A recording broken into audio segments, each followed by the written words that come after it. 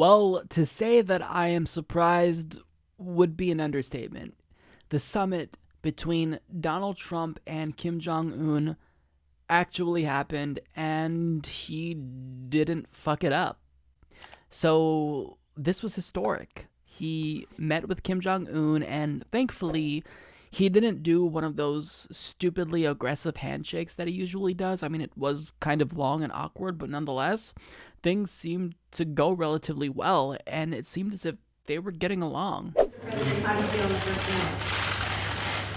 feel really great. We're going to have a great discussion, and I think tremendous success. We'll be tremendously successful. And it's my honor, and we will have a terrific relationship, I have no doubt.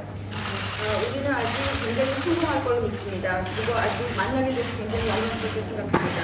아주 훌륭한 관계를 가지고 있고 아주 전혀 의심 없이 좋은 관계를 우리가 맺을 거라고 생각합니다. 여기까지 오는 길이 그리 쉬운 길은 아니에요. Well, it was not easy to get here. 우리한테는 우리 발목을 잡는 그 과거가 있고 또 그릇된 편견과 관행들이 우리 때로는 우리 눈과 귀를 가리우기도 했는데 우린 모든 것을 이겨내고 이 자리까지 왔습니다. The past worked as fetters on our limbs, and the old prejudices and practices worked as obstacles on our way forward, but we overcame all of them, and we are here today. That's true.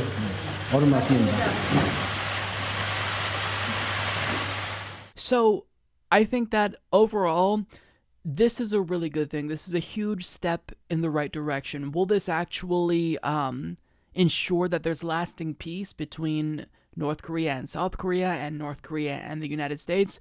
Not necessarily, but obviously it's a step in the right direction, and at this point in time, I don't think anybody can make any definitive assessments because it's still so early. We don't necessarily know how the outcome or how this will all turn out and what the ultimate outcome will be. There are supposed to be more planned summits, but for the most part, look, the fact that they're trying to create peace is definitely praiseworthy. I'll give Donald Trump credit where it's due. He didn't fuck it up. There wasn't no international incident. They didn't start fighting each other. Because, I mean, anything's in the realm of possibility at this point, I think. But the fact that it went well really leaves me hopeful. So I'm glad that this happened. And yes, maybe Donald Trump is doing this for egotistical reasons because he wants to be praised or he wants a Nobel Peace Prize.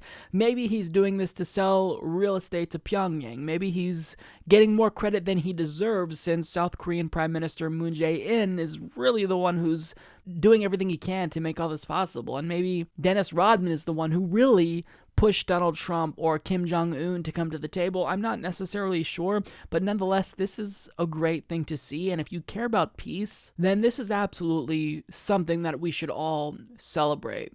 I'd be celebrating this if Obama did it or if Bernie Sanders did it. And I'm not going to change my stance on diplomacy because I don't like Donald Trump and I'm generally very anti-Trump. I can put aside my feelings about Trump and be objective and commend him for doing something that will hopefully facilitate peace. Now, Donald Trump and Kim Jong-un did sign a deal, and it is admittedly pretty weak, but I'll take a weak deal over no deal at all.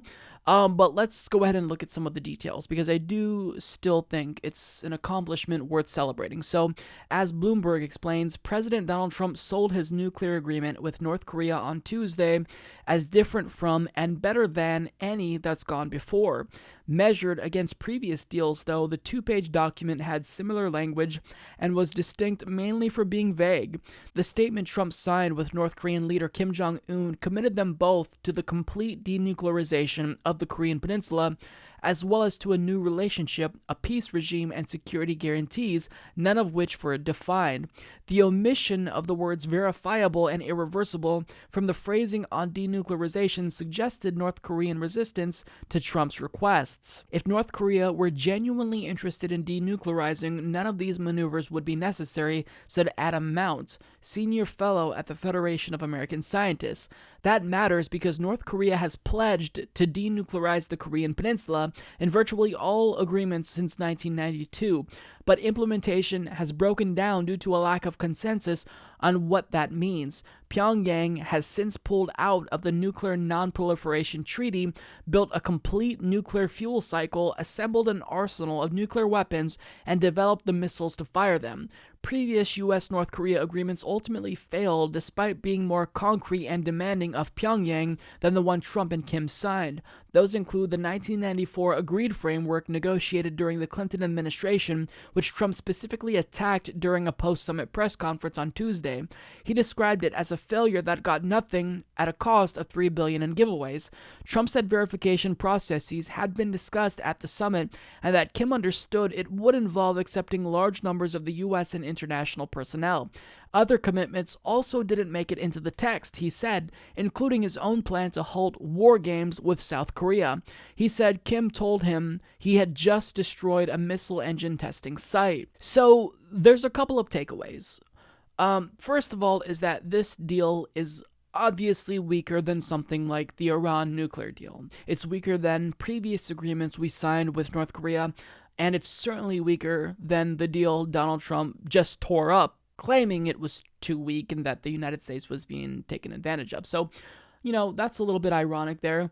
But additionally, they're both conceding in that Kim Jong-un is promising to denuclearize and Donald Trump is promising to end war games. Now, some people are saying that Donald Trump is giving away too much in choosing to end war games, but that's a complete waste of time anyway. All it does is further fan the flames, and it does nothing for us. We're just flexing to piss off Kim Jong-un, so giving that away is meaningless. I think that Trump was right to do that. Now, at the same time, even though they've both agreed to concessions, those concessions aren't codified. They're not in this document. But with that being said, future iterations of some type of agreement may include these concessions. They just don't currently. Now, the main problem is that the agreement itself doesn't actually include provisions to verify that Kim Jong-un is even complying with the terms of the agreement. And it doesn't say anything about letting the International Atomic Energy Agency in to inspect whether or not he's in compliance. But with that being said, the agreement that they both signed actually does lay out future goals for negotiations, so it could be something in the future that makes it in. But, most importantly, it does state that both sides will work to build a lasting and stable peace regime. So, at this point, I'm going to take it as a win. Is the deal weak? Yes, it's obviously weaker than the Iran deal.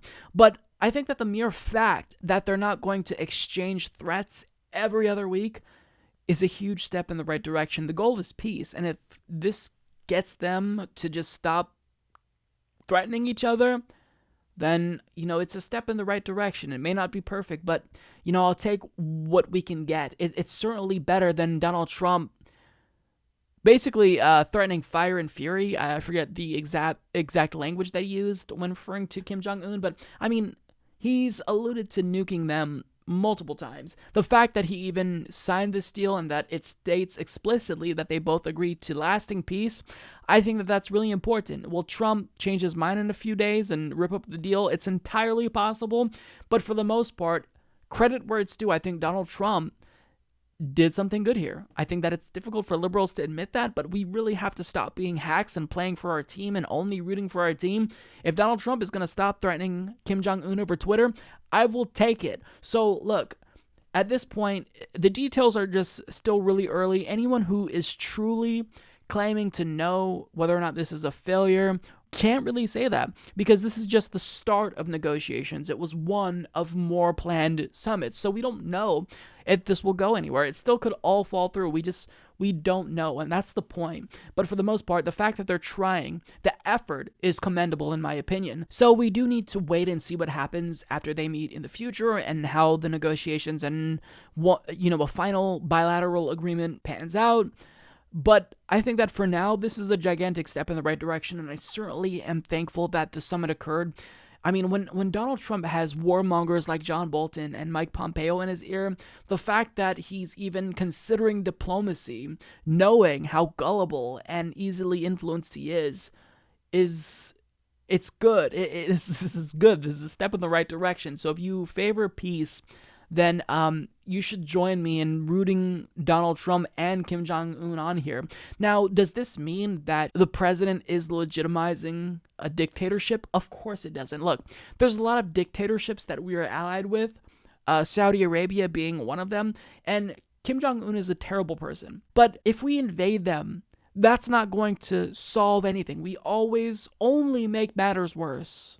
So the fact that us not invading them and peace between both countries might be a possibility as a result of some type of agreement, I think that's cause for celebration. It doesn't mean North Korea is great. Doesn't mean we're great. It just means these two countries aren't going to bomb each other. That's good if you care about peace.